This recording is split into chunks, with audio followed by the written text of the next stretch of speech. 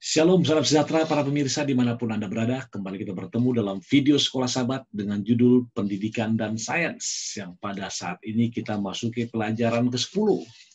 Dari lokasi perumahan The Icon, saya akan membacakan ayat hafalannya yang tertulis dalam Mazmur 19 ayat yang kedua. Mazmur 19 ayat yang kedua. Demikian bunyinya. Pendidikan dalam seni dan sains. Sebagai pendahuluan pada saat petang, saya akan membacakan bahwa pendidikan saat ini mengasumsikan bahwa Tuhan tidak ada atau tidak mengambil bagian dalam proses alam.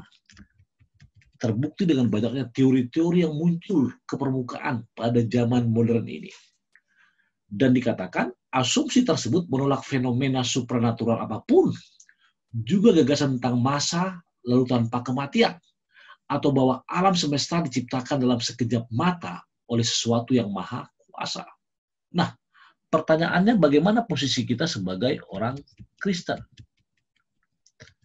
Sebagai orang Kristen, pendidikan kita harus mencakup konsep-konsep itu. Pengetahuan tersebut akan menolong kita memaksimalkan pendidikan kita dalam seni dan sains.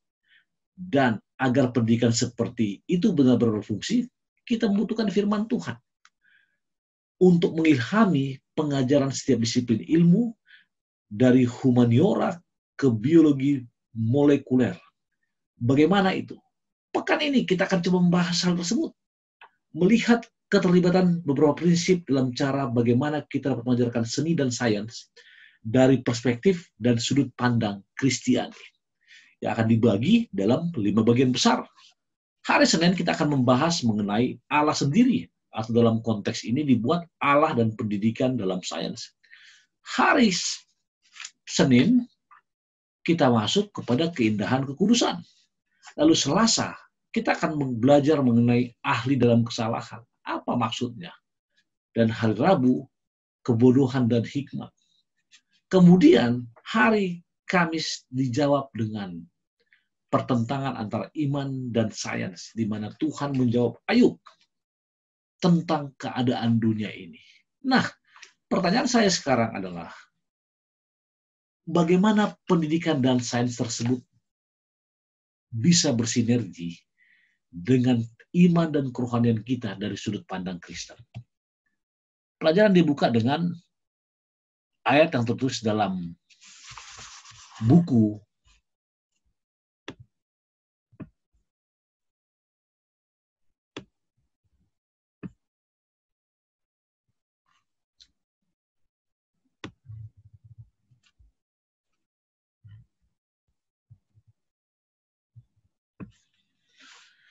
Mazmur 139 ayat 13 sampai 14.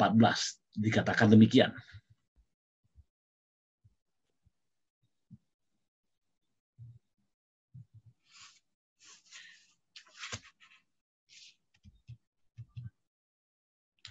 Sebab engkaulah yang membentuk pinggangku, menenun aku dalam kandungan ibuku.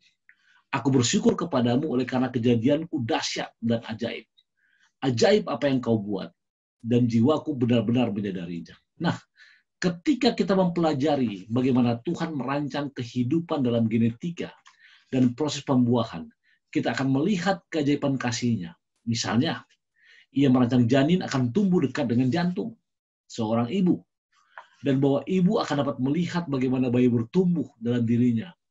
Tidak mungkin baginya untuk mengabaikannya. Saudara bisa lihat di gambar. Lalu saudara lihat bagaimana the water cycle, di mana adanya apa? Adanya condensation, kemudian precipitation, collection, dan juga apa? Evaporation. Yang saya mau katakan itu water cycle. Semakin banyak kita belajar tentang hukum alam yang Tuhan tetapkan, semakin banyak alasan kita harus memujinya karena hikmat-Nya. Seperti kata Paulus apa? Kita tidak dapat berdalih untuk menerima keberadaan Tuhan setelah mempelajari alam. Nah, hubungannya dengan ayat hafalan bahwa langit menceritakan kemuliaan Allah dan cakrawala memberitakan pekerjaan tangannya. Bahkan setelah 6.000 tahun dalam dosa dan ribuan tahun setelah kehancuran air bah di dunia ini, masih banyak bukti-bukti yang bisa kita lihat mengenai apa? how great thou art. Bagaimana indahnya apa? Ciptaannya, karyanya di dunia ini. Itu sebabnya the one who create dunia ini siapa, saudaraku? Allah sendiri. Kejadian 1 ayat 1. Dalam bahasa Ibrani dikatakan apa? Bereshit bara Elohim.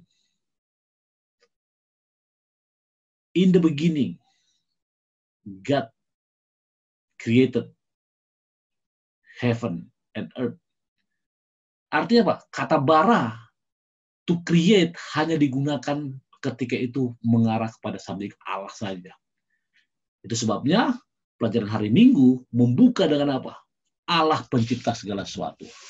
Lalu hari Senin, apa dikatakan? Keindahan kekudusan.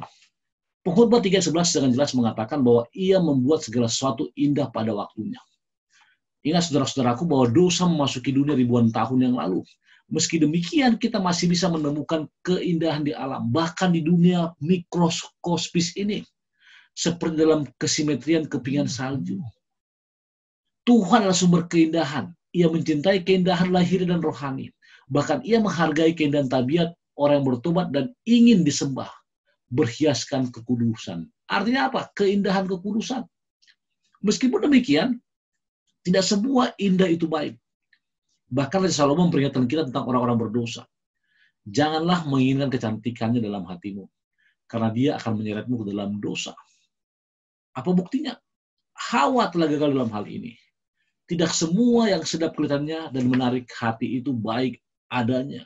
Saudara bisa riset atau cek di Kejadian 3:6 ketika Hawa tergoda melihat buah pengetahuan baik dan jahat itu sangat indah. Be careful with your eyes. Hati-hati dengan apa? Matamu, karena matamu bisa saja menjatuhkan engkau ke dalam dosa. Dan itu sudah terbukti. Itu sebabnya ketika engkau menghormati Allah, memuji Allah, kemudian engkau secara batin dan lahiriah menghargainya, mencintainya, menyembahnya, maka hal tersebutlah yang dikatakan berhiaskan kekudusan menurut buku Mazmur. Lalu pelajaran hari Selasa. Apa dikatakan? Ahli dalam kesalahan. Namun sebelumnya, satu kutipan dalam buku Ellen G. White, My Life Today mengatakan begini.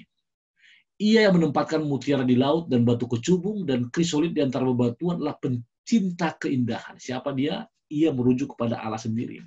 Matahari terbit di langit adalah representasi dari dirinya yang adalah terang dan hidup dari semua yang diciptakannya.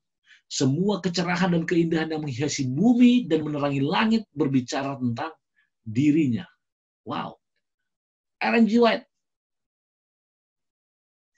mengaknowledge bagaimana how great ciptaannya. Lalu kita masuk lihat tadi. Ahli dalam kesalahan, pada hari Selasa. 1 Timotius 6:20 mengatakan apa? Hai Timotius, peliharalah apa yang telah dipercayakan kepadamu.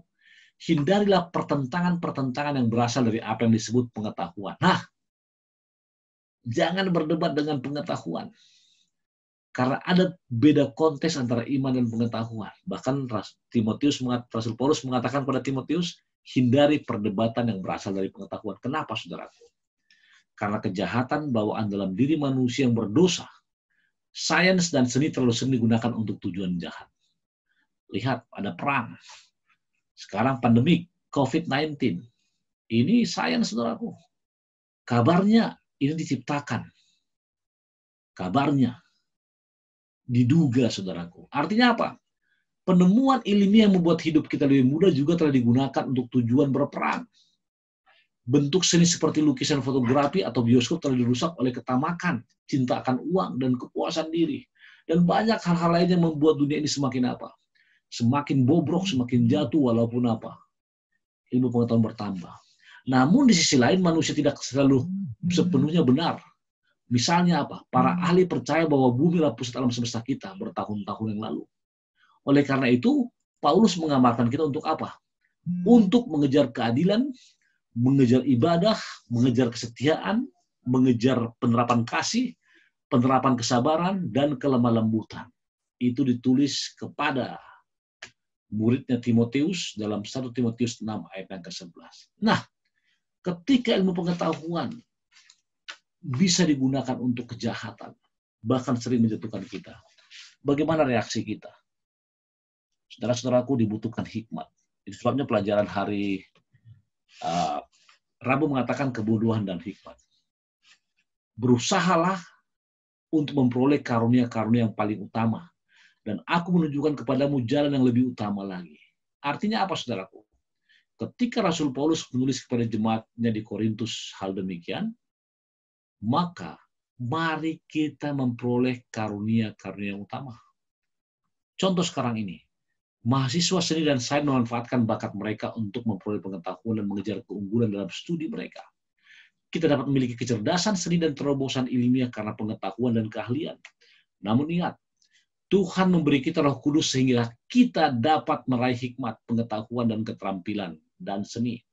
Saya mau katakan pengetahuan dapat dicari melalui apa? Pendidikan, melalui sekolah, melalui keingintahuan dan learning atau belajar. Namun hikmat hanya didapatkan berdasarkan pengalaman dan juga ketergantungan kita kepada Tuhan kita Yesus Kristus dengan bantuan Roh Kudus.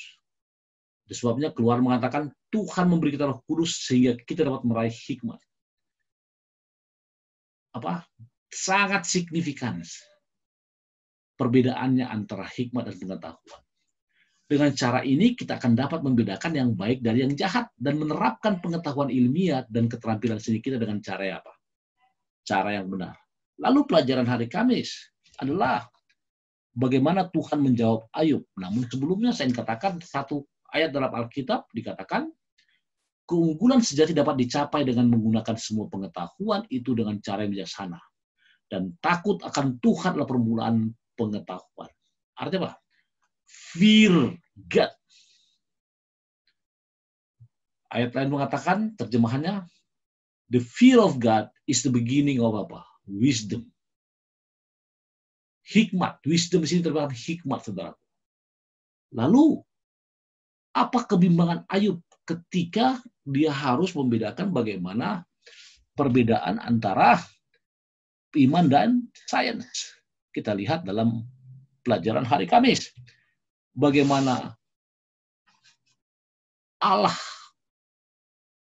mencarinya. Dalam Ayub 34 dikatakan, di manakah engkau ketika aku meletakkan apa, saudaraku? Dasar bumi. Ceritakanlah kalau engkau mempunyai pengertian. Nah, ini merupakan ekspresi Allah untuk menegaskan bahwa He was the one. Atau kita katakan He is the one. Nggak usah pakai pasal lampau. Dialah pencipta. Dialah apa? Yang menjadikan alam semesta.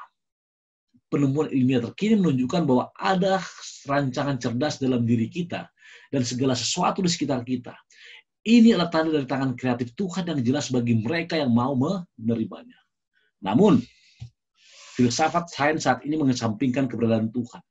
Oleh karena itu, banyak ilmuwan percaya bahwa mahakarya alam yang indah tercipta secara kebetulan. Ingat teori Darwin dari sebuah molekul kecil atau bahan yang kecil berkembang oleh karena dimakan waktu hingga menjadi sempurna. Nah, filosofi ini mencoba membangun tembok pemisah antara iman dan sains yang sebenarnya tidak ada. Orang Kristen percaya bahwa Tuhan menciptakan segala sesuatu dan bahwa Ia menopang segala sesuatu. Iman ini sesuai dengan setiap penemuan ilmiah yang ditafsirkan dengan benar. Ingat, saudaraku, sains dan iman itu sesuatu yang sangat berbeda. Namun, iman kita, pengetahuan kita akan Allah didukung oleh sains. Dalam beragama, gunakan iman. Gunakan iman. Ketika Anda mulai mencampur adukan iman dan sains, bahkan memberikan porsi sains lebih besar, maka ada kegoyahan dalam iman kita. Sebagai kesimpulan, saya ingin katakan, atau bacakan dalam Ellen G. White, Testimonies for the Church, buku 8, chapter 42, halaman 258, dikatakan begini. Dalam ilmu sains sejati, tidak ada yang bertentangan dengan ajaran firman Tuhan, karena keduanya memiliki penciptaan yang sama. Pemahaman yang benar tentang keduanya akan selalu membuktikan bahwa keduanya selaras. Kebenaran baik di alam maupun dalam wahyu selaras dengan dirinya sendiri dalam semua manifestasinya. Tetapi pikiran yang tidak diterangi oleh Roh Tuhan akan selalu berada dalam kegelapan. Inilah sebabnya mengapa pemikiran tentang manusia atau pemikiran manusia dalam sains seringkali bertentangan dengan ajaran firman Allah. Perhatikan kata lain, pikiran manusia dalam sains sering bertentangan dengan apa? Dengan iman. Untuk itu apa kita lakukan? Fokus. Keep your faith during crisis. Keep your faith in the middle of apa? Sains atau pendidikan yang apa? Berkembang. Sebabnya, mari kita melihat dalam diri kita bagaimana pendidikan dan sains boleh jadi menjadi sumber pengetahuan. Namun hikmat hanya kita akan mendapatkan dari tuntunan Roh Kudus ke dalam pribadi kita melalui pengalaman kita. Kita berdoa. Bapa di sorga, terima kasih Tuhan karena berkat-Mu, terima kasih karena rahmat-Mu, terima kasih karena pengasihan-Mu. Berkati hamba-Mu, berkati para pemirsa di mana mereka berada, berkati pelajaran sholat sabat ini. Berkati kami Tuhan sepanjang sabat Tuhan yang indah ini. Terpuji nama Tuhan, lalu sekian berdoa. Amin.